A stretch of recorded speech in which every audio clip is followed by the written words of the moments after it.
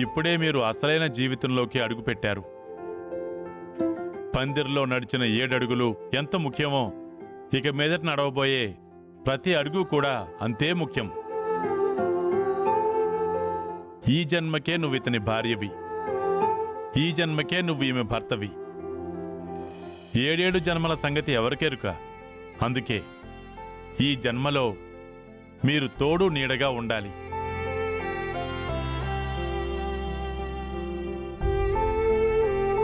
అసలు తోడంటే ఏంటో తెలుసా మీకు? పనలో వేస్తే తోడే కదా నాన్న, ఎందుకు తెలీదు? వీళ్ళేమన్నా చిన్నపిల్లలా? అందుకే నువ్వు ఇలా ఉన్నావు. ఏ నేను చెప్పింది తప్ప? అన్నయ్య కొంచెం ఆగండి. మీరు చెప్పండి మామయ్య గారు. కలిసిన మీ జంట చావు వరకు విడిపోకుండా ఉండటమే తోడంటే.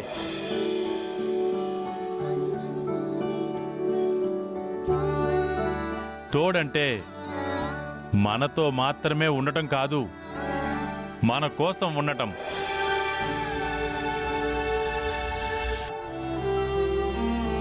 తోడంటే తన నీడ నువ్వు, నీ నీడ తను.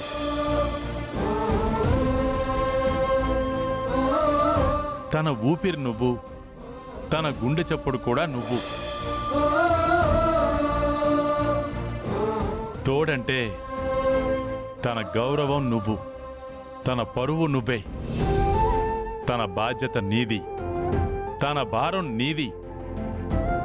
తోడంటే నువ్వు కట్టిన ఈ తాడు, నువ్వు కట్టించుకున్న ఈ తాళి.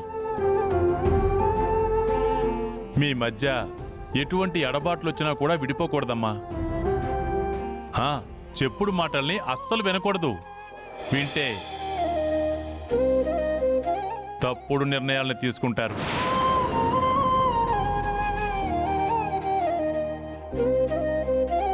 ఈ మాటలు ఎప్పటికీ గుర్తుంచుకోండమ్మా, సరేనా?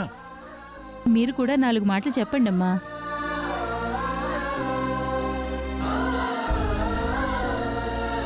నేను చెప్పాలనుకున్నవి ఆయన చెప్పేశారు. మాలాంటి యువతరానికి మీ తరం వాళ్ళు ఏం చెప్తారా అని, మా మెదళ్లకు ఎంతవరకు ఎక్కుతాయా అని చిన్న అనుమానంతో వచ్చాను. జీవితం గురించి చక్కగా చెప్పి మా కళ్ళు తెరిపించారయ్యా. ముందు జాగ్రత్తగా సూచనలు చేశారు. మీ అనుభవం ఒక గ్రంథాలయం చదివినంతగా అనిపించింది. Thank you so much sir. అమ్మా భోంచేసి వెళ్ళండమ్మా. కరుణతో మా కళ్ళని, మాటలతో మా మనసుల్ని, దీవెనలతో మా కడుపుని నింపేశారయ్యా. ఇక మేం బయలుదేరతాం. వెళ్ళొస్తామయ్యా. మంచిది, వెళ్ళొస్తామమ్మా. ఈసారి వచ్చినప్పుడు కథ మళ్ళీ కంటిన్యూ చేస్తానులేండి. మీరు రారనుకున్నాం మామయ్య. వచ్చి మీ వచనాలతో వాళ్ళ భవిష్యత్తుకి బాటలు వేశారు. రాకూడదనుకున్నాను పెద్దిరాజు, వెళ్ళమని నా కోడలు చెప్పింది. ఇందాక కాఫీ కావాలా మావయ్యని అడిగావు కదా, ఇప్పుడు ఇవ్వమ్మా, మంచి కిక్కు వస్తుంది. ఆ ఇంటికి వెళ్ళండి మావయ్య. కాఫీకా? కాదు, అత్తయ్యతో కలిసి ఆ నూతన జంటను దీవించడానికి. వద్దమ్మా, నన్ను ఇంటి నుంచి బయటికి పొమ్మందమ్మా ఆ మనిషి. ఆ మనిషి ఎదురు పడితేనే నాకు బాధ కలుగుతుంది. తన పక్కన నేను ఎలా నిలబడగలను? మీరు అత్తయ్య పక్కన ఉండాలి మావయ్య. కృష్ణుడు తోడుగా ఉంటే సత్యభామకి ఎంత ధైర్యం ఉంటుందో అత్తయ్యకు అంత ధైర్యం ఉంటుంది. మీరు వెళ్ళకపోతే అత్తయ్య అబద్ధం చెప్పవలసి వస్తుంది, లేదా నిజం చెప్పే ప్రయత్నం చేస్తుంది. కానీ ఆ కాసేపు మదన పడిపోతుంది, మనసు నలిగిపోతుంది, మాట తడబడుతుంది. సూటిగా చూసి మాట్లాడలేదు. ఎందుకంటే అత్తయ్యకు అబద్ధాలాడటం రాదు, అబద్ధాన్ని నిజం చేయడం అంతకంటే రాదు. అత్తయ్య బలహీనతంతా ఒక్కటే, కళ్ళతో చూస్తున్నది కాకుండా చెవులతో వింటున్నది నమ్మడం.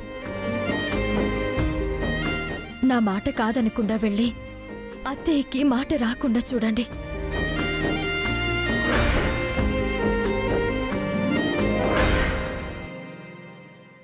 అందుకే వచ్చాను. అమ్మా అవని రామ్మా.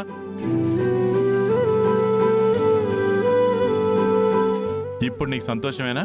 ఎక్కడైతే నా అత్త గౌరవం నిలబడుతుందో అక్కడ నాకు సంతోషమే కదా మావయ్య. రే శ్రీకర్, కుటుంబం గురించి ఇంతలా ఆలోచించే అవని నీ గురించి ఎంతలా ఆలోచిస్తుందో ఎప్పటికైనా అర్థం చేసుకోరా. నాన్నగారు, అయితే మీరు ఇంక మన ఇంటికి వచ్చేసినట్టే కదా? కాసేపు నటించడానికి వచ్చాను, పూర్తిగా ఇక్కడే ఉండిపోవడానికి కాదు. నా ఇల్లు అది, నా ఇంటికి నేను వెళ్తాను. అమ్మా అవని రా వెళ్దాం.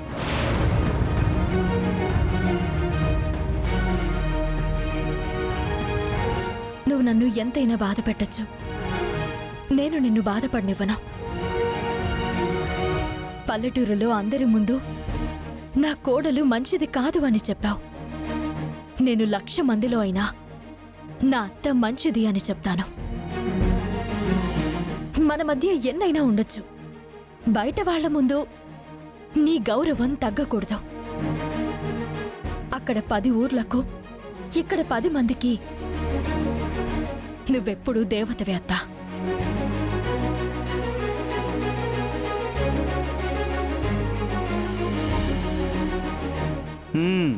ఎవ్వరికీ నోటి వెంట మాటలు రావడం లేదు కదా, ఎందుకంటే తన మాటలు అలాంటివి మరి.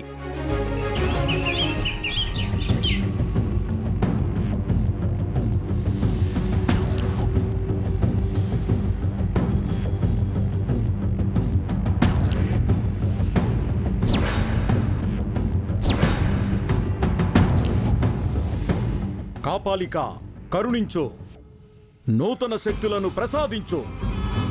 ఆవాహయామి ఆవాహయామి.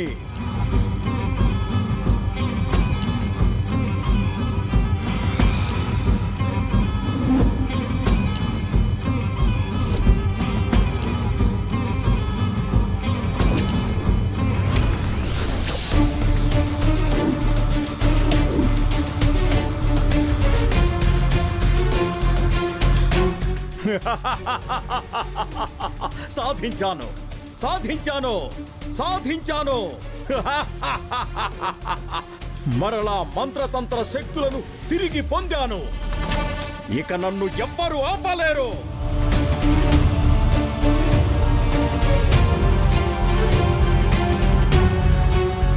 జై జగన్.